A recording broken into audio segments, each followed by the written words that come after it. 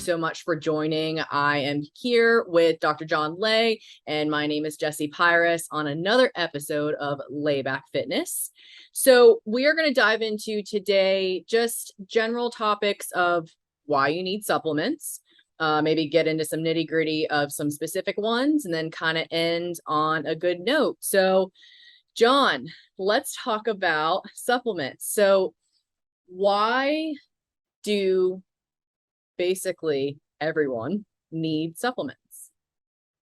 Well, first, this is going to seem like I'm hijacking this and trying to take it in another direction, but I'm not. We'll roll it back around here in a minute. But I want to ask you. I saw, since you are the selfie queen, right? True. I saw a post that you put up. Okay. Talking about the changes that you're going through, even though you're eating more now. Right. So my question is going to initially to you is going to be about like fueling for performance and stuff like that. And this is the reason I asked, purely selfish reason. Okay. So I've gone through, and I weigh most of my food and do all that kinds of junk. And I've got a baseline that I shoot for. Okay. But I go through and I've looked at so Marcus Philly's got a calculator. I've used that. I've used M2 Performance's calculator. You sent me a bunch of formulas, right? And I went through and did that. And every formula I use will tell me that for me to cut, I need to be eating 300 to 400 more calories per day than I eat now. And I am not cutting now. Eating less than that. So explain that to me. Oh, what a great question.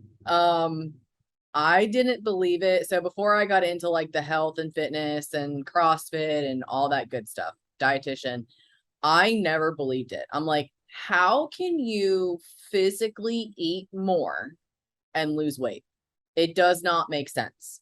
So then I started to really look into the science of it, and I actually just did it. So I never thought that I would be eating as much as I am now. And I have personally, I weigh the lowest I have in about 3 years. Now, I am doing a totally different type of sport, but whatever, it doesn't matter. So the more you eat, the more you lift or work out or whatever, you're going to build muscle. Muscle burns fat. So the more muscle you have, the more that you can eat, and it's going to eat away at your fat. And in turn with that, when I say eat more, I think people get confused of, like you said, you have the calculators and all that good stuff. Filling your macros, that's a huge, we could do a whole podcast on that. So I feel like whether you're on a meal plan and you have it right in front of you, you're weighing your food, you're doing whatever, it's what you're eating. And is each meal balanced? So when I was doing CrossFit's kind of cool. And a lot of people like that because you can lose weight pretty quickly.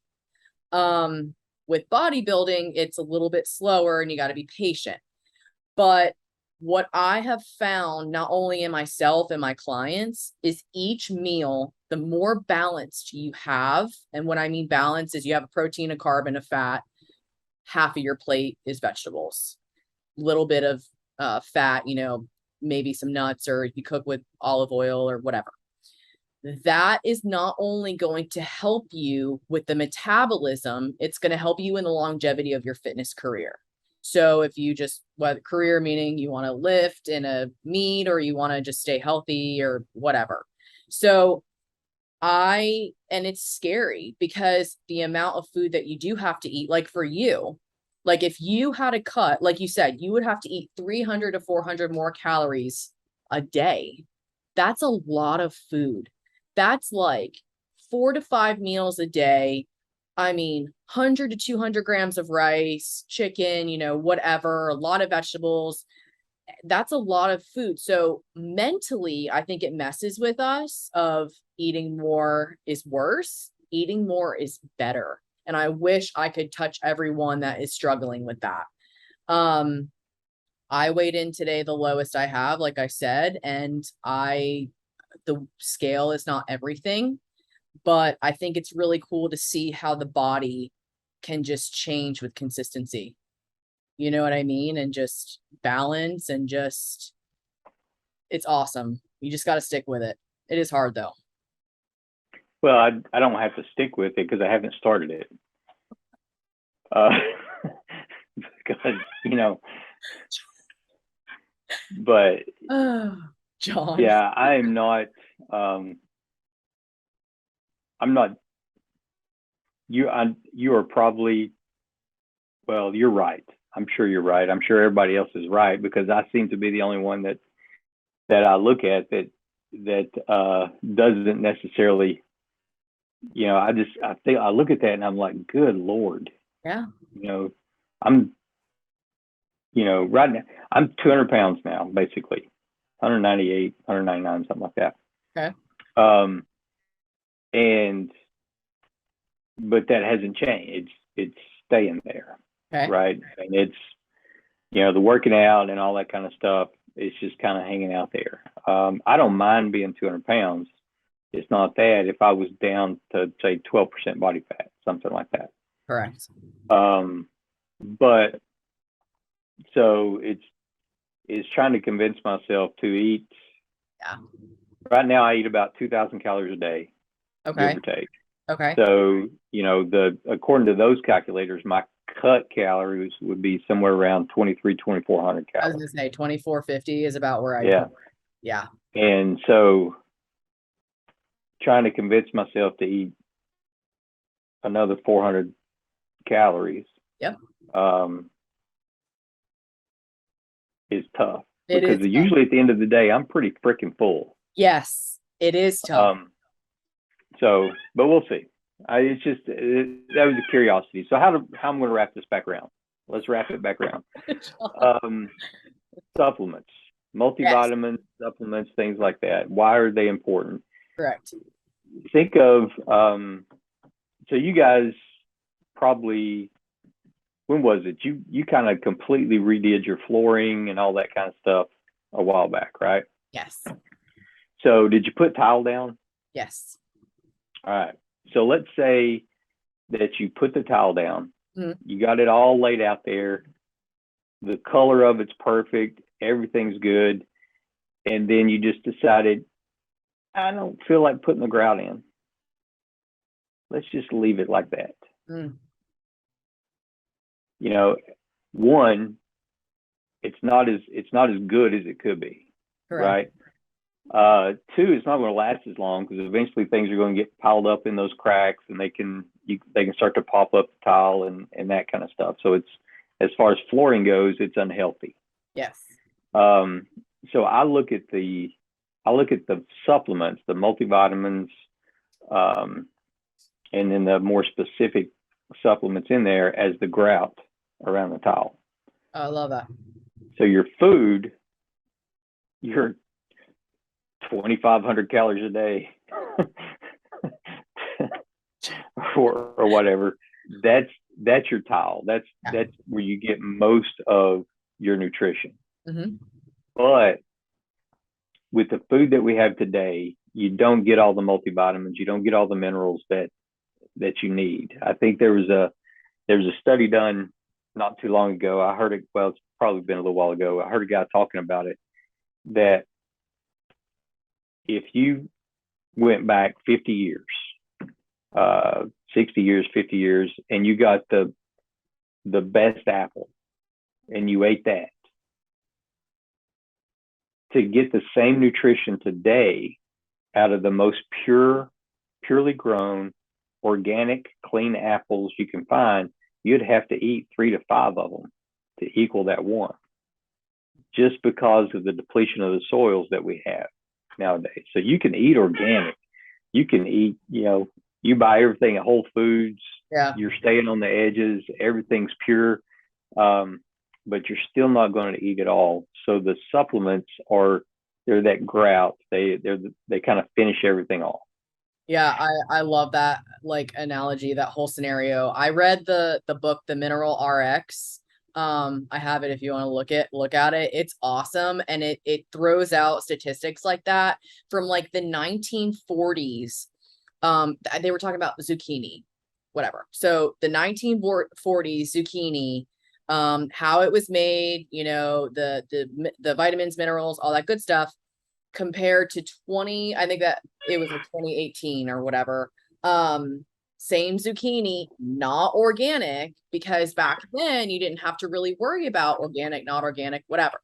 So an average American, like you said, would have to eat 2 to 3 times more to get the same minerals and vitamins that was in the 1940s of that one zucchini. So like you said, it's how it's made, how food is made in general, what we're trying to mass produce, because why not? Everything's about money. So let's get as much as we can going for these people. And you're having Roundup, you're having pesticides, you're having fertilizers, just all this nasty stuff now within our food. And everybody should be on some sort of supplements depending on, their case. But like you said, the good multivitamin, everybody should be on that. There's a couple other specific ones I know you want to dive into. We can start with, but let's start with vitamin D.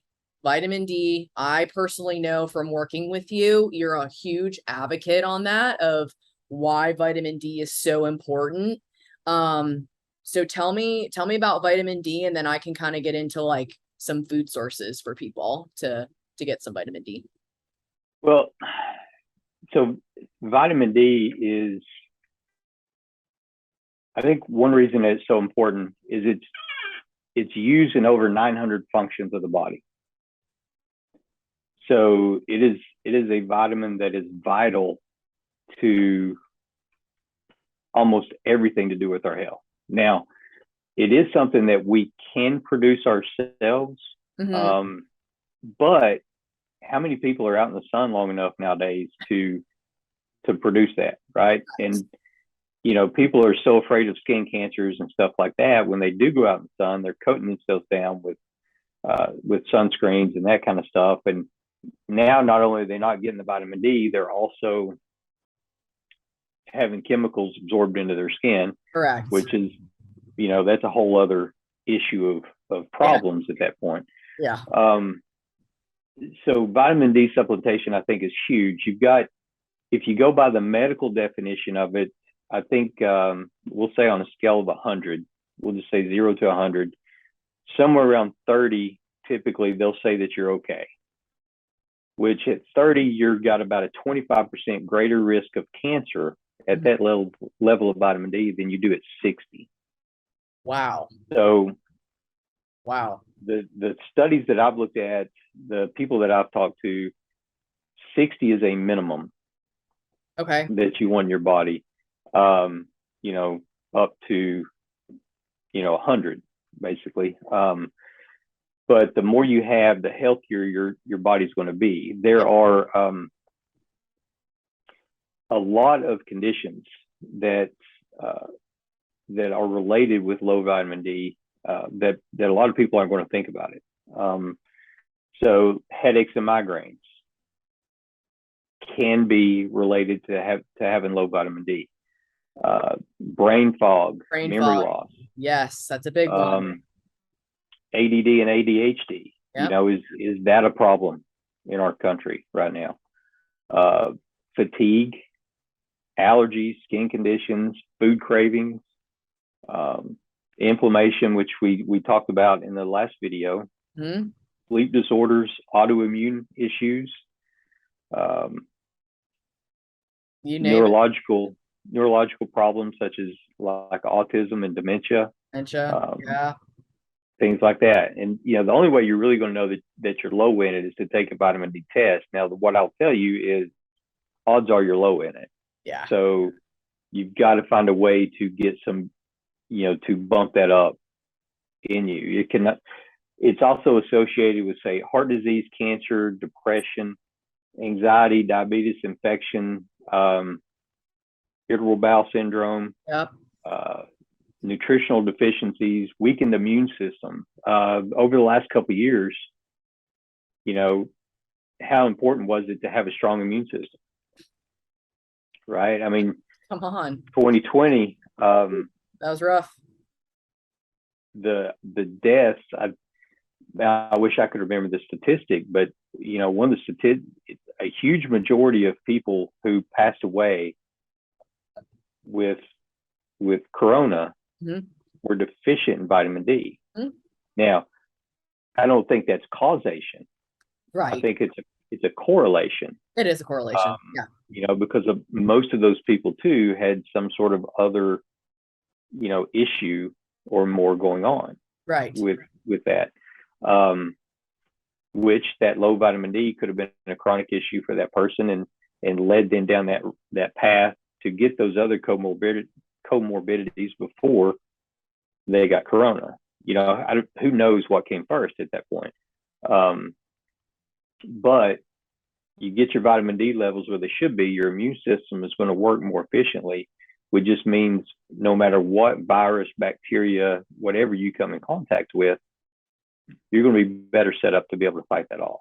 I think I'm obviously not a doctor, but I'm definitely a science geek, and I learn a lot from John, and a couple other doctors that I do work with. In school, when I was in like medical nutrition therapy, anytime people think of vitamin D, they think of osteoporosis, osteoporosis and bones, and that's kind of like it. Like, yeah, vitamin D helps with calcium and phosphorus and all these things, helps your bones stay healthy. Go outside and stay in the sun for 20 minutes. Like, vitamin D is so much more than that. Like John said, like it is just so underlooked. And my grandma just recently got diagnosed with rheumatoid arthritis. And the doctor, he's super old school, but he tested her vitamin D levels. So great doctor. And he's like, Marie, like you're low. You're really low. Like, we need to really up your vitamin D. And that has helped so much in her rheumatoid arthritis. I mean, she couldn't even open her hand when she first got diagnosed. And I don't want to say doing something as simple as adding in more vitamin D, but doing something simple as adding in more vitamin D is helping her. Because rheumatoid arthritis, like John said, like that's inflammation at its finest. So I think also finding a vitamin D that has, the right source per se. You can go into CVS, and that's a whole nother podcast that John and I will talk about, is finding adequate sources of supplements. Because supplements are not cheap, and we'd rather you buy the good ones that actually are going to do what they're supposed to do. And that really goes just along, with research and working with a good doctor. But that is a huge factor too, is are you having enough vitamin D within your supplement? So, vitamin D also is big in the nutrition field. So people ask me all the time, what can I do to add in more vitamin D? So some of my favorite things, obviously, is fish, salmon, swordfish, adding in cod liver oil. Those are really potent sources of vitamin D. And I personally I don't anymore. You can buy cod liver oil and just take it. It's kind of nasty, but that's a great source if maybe you don't want to eat the fish. But other sources, tuna, there's other, foods that are fortified, which adds in vitamin D to cereals, milk, so on and so forth. But that's another big controversy is that enough? I don't think that's enough. I don't think anything fortified is proper. So I'm a big advocate on just going straight to the source. And fish, to me personally, is the best way to do it. So, Well, and they, most of the milk, yeah, yeah, yogurt, that's it's usually it's the wrong form of a vitamin D that's correct. in there. Here we go with the long form. Yep. It doesn't have K2 with it to help with the absorption and all that. So it's People just don't know that, you know? right. It's just here it is. Yeah. Yeah. It makes it sound good. It's like when you go by, a Hershey bar and it says gluten free on it, right? Oh my goodness. Well, Oh, no crap, but oh yes, my gosh. understand it's gluten free, but how much, I'd probably be better off having a little gluten than eating that Hershey bar.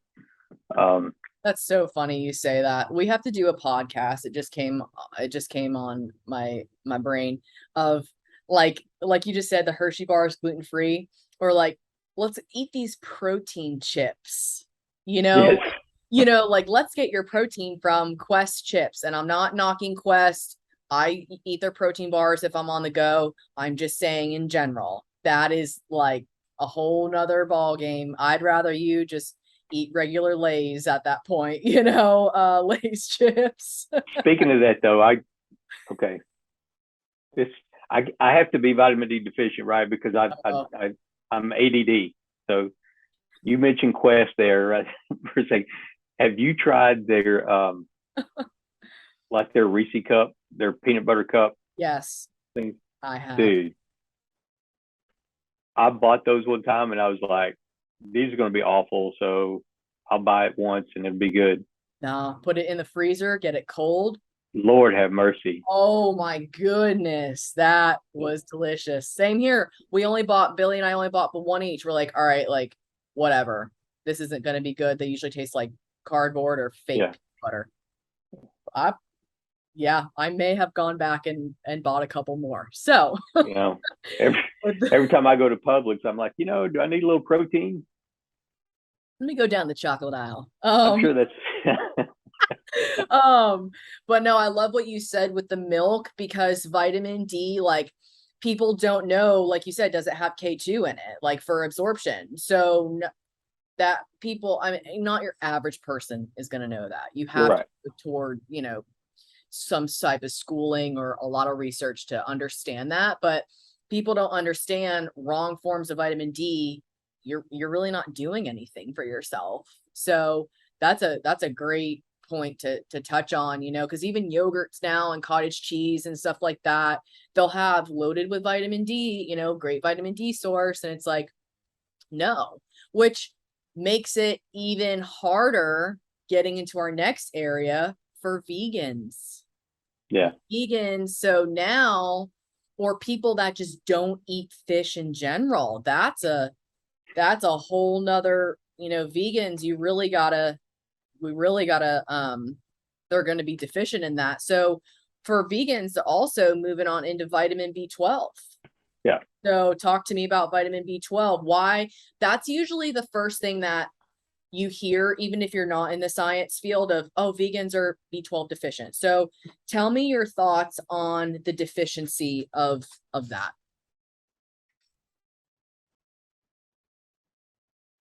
You're going to have to cut this part out. Uh-oh.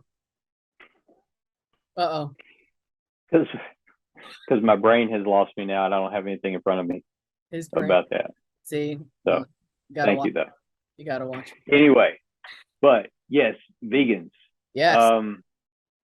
So here's the thing, and it's hard to talk about vegans because if there's anybody that really wants to ever tell you that they're a vegan, it is a vegan, right? It's people give CrossFitters a hard time because we always want to talk about CrossFit.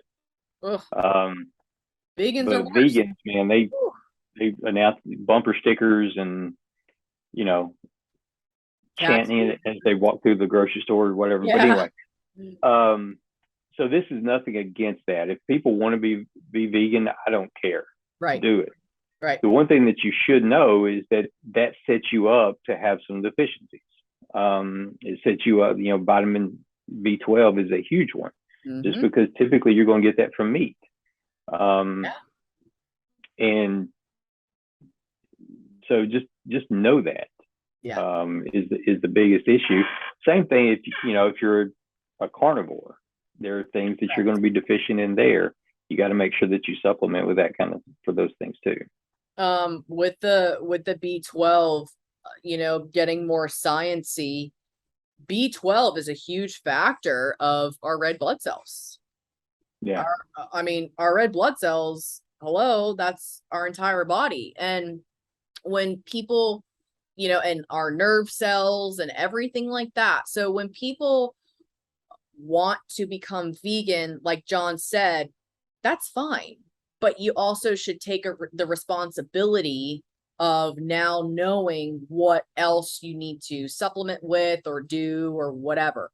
There's also so many different types of forms now of eating. I mean, you vegetarian, vegan, lacto ovo there's so many people that eat fish, eat eggs only, don't eat, So whatever style of of food that you want to eat, I think, like John said, you have to kind of just know you're going to be deficient and what you can do to help not be deficient, with getting the right supplements, working with a great doctor, a great dietitian or whatever, getting some testing done, because B12, like you said, that's mainly in meat.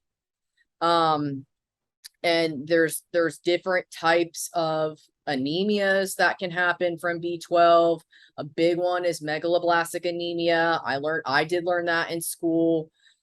We're not going to get into the sciencey form, but that's pretty serious that vegans deal with. So, not only B12, but they're going to be deficient in vitamin D too. So, Yeah.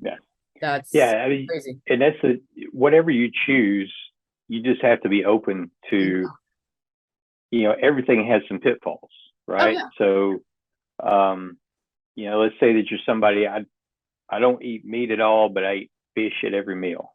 Okay. Great.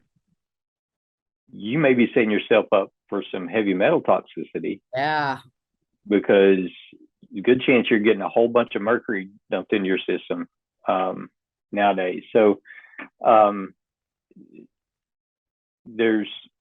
there are a lot of different ways to eat well, Yes. but every there's a whole bunch of different tile out there, right? All the tile needs a grout. Yep. You got to figure out exactly what kind of grout that you need.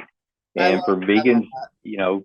they're going to need multivitamins and vitamin D and that kind of stuff, but they're also going to need some extra B12 too. Yeah, they're definitely. I like what you brought up about the fish, because there's another thing, like fish is good. No, fish is phenomenal. I am a huge promoter for fish, no matter what's going on, as long as you don't have an allergy and we got other stuff going on. Fish is so good for inflammation. I mean, omegas. I mean, you name it. Fish is phenomenal nutritionally. Um, and now if you have someone that only eats fish, we're going to go back to, like we spoke on our podcast before this. Well, is it farm raised? Is it wild caught? What is it being, pumped with? Does it have antibiotics? Does it have other, junk in it? And not only, like John said, the mercury. I mean, people don't know that. And that's the pitfall of, just society. And I think that there's a lot of different tiles out there, but making sure you have the right grout to support that tile is going to be efficient. So kind of rolling, I know I just spoke about it, but omega-3s. So omega-3s, you have your EPA, DHA, the fatty acids, which so many people, oh my goodness, are deficient on. And if they are taking a fish oil, like for example, before I met John, I was taking a fish oil and it was nowhere near as well nutritional, what I needed, my adequate dosage of what I was taking. I thought I was taking a great fish oil. I met John, I learned more behind the scenes of kind of what goes into that. And that's the thing too, is now people not only are super deficient, but they think they're taking a really good fish oil, and it's not, unfortunately. So fish oils, omegas in general, I should say, kind of going back to, the disease points. I mean, that the hormone regulation, you have your inflammation, the health of cells, you have just overall, like, it's a powerful source that so many people lack. What do you think, John? What do you think about omega-3s from your— Yeah, I think one of the biggest things omega-3s can do is it increases the pliability of your blood vessels, Oh, cool. which allows your blood to flow more efficiently. Okay. And it's there. I was watching a video the other day, and they were talking about, I think it was a goldfish they took, Mm-hmm. and they kind of wrapped it up in a wet paper towel, I guess, something like that, and were able to put the fin under a microscope. And the blood vessels in that are so small, only one red blood cell at a time can fit through. Okay. So they said it's kind of cool watching them fight and try to get through there. If you can get a little extra omega-3 in there, it expands the pliability of that blood vessel. So now they don't have to fight as hard to get through.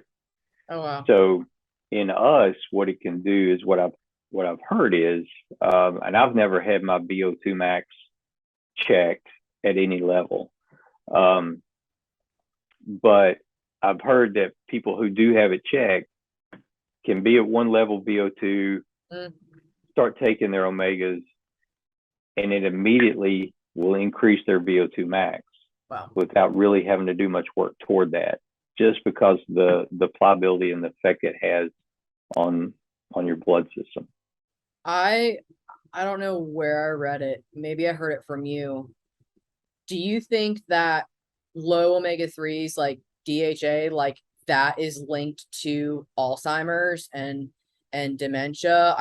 Like in some sort of fashion. Yeah, I do. Yeah, I think for sure it's again, I think it's a maybe not always a causal factor, right? Yeah. But it seems to correlate a whole lot in people that start to develop those kinds of issues. Yeah. Is being deficient in a lot of these things, the omegas, vitamin D, or just the way that they've eaten throughout their lives. Yeah. Yeah. I think that everybody should be on a good omega, because it's just of how powerful it can and boost your brain health, brain health in general. And that's really cool about the goldfish. That's awesome. I didn't know that about just what it does, kind of fighting to win. That's really, really cool. So kind of circling back to vegans, here's another one.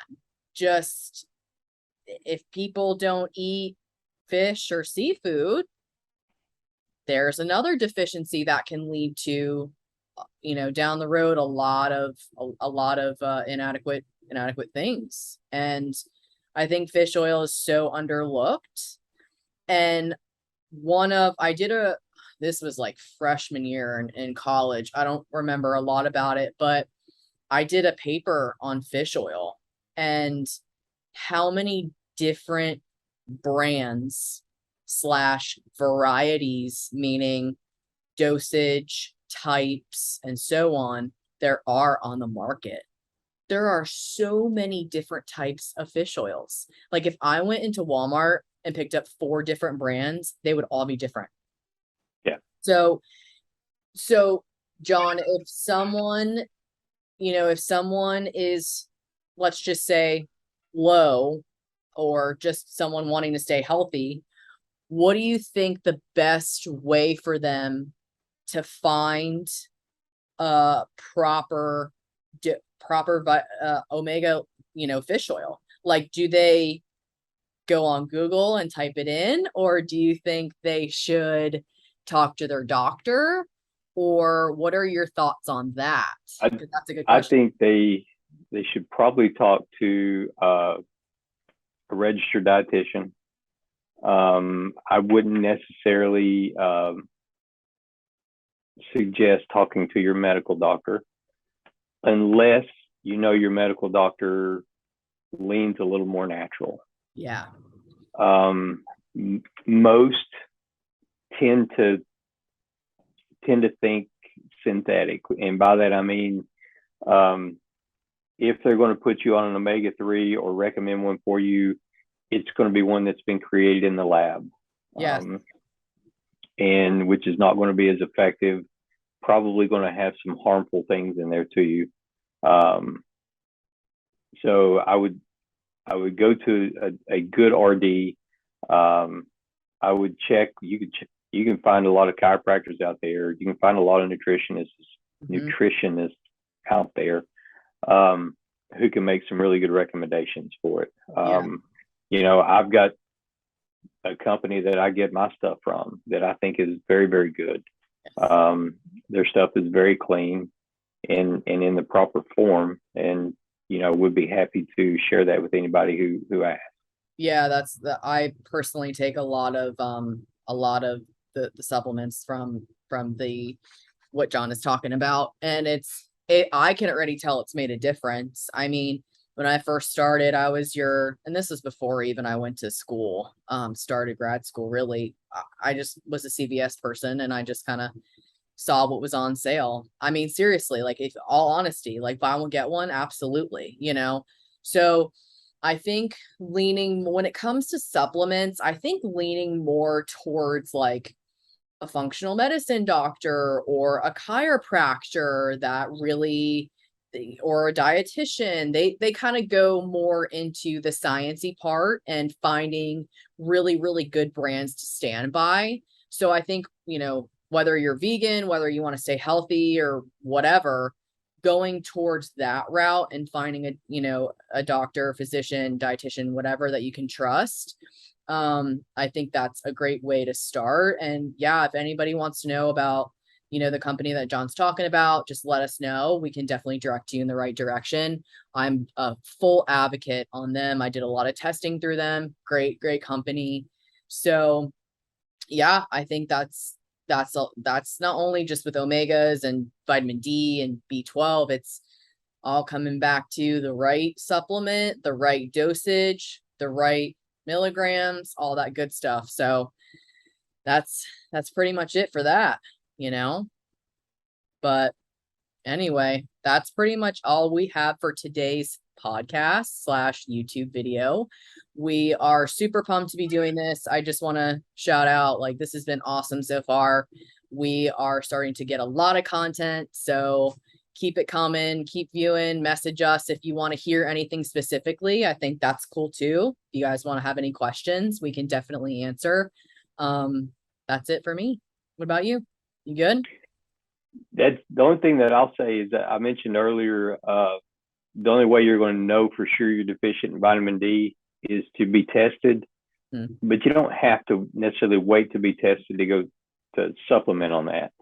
So, find you a good vitamin D, take about 5,000 IUs a day. Yeah. And that'll be at least enough to maintain you where you're at, probably grow some. Yeah. And if you get a chance to get tested and you're low, you can bump that up to about 10,000 a day. Yeah, I told you guys he's a big advocate on vitamin D. He's a big promoter on vitamin D. I love that. We all have our things here, and that's awesome. He definitely opened my eyes to that. I currently take vitamin D too, so it's definitely needed. But we are about to wrap it up. Thank you guys so much. John, any last words?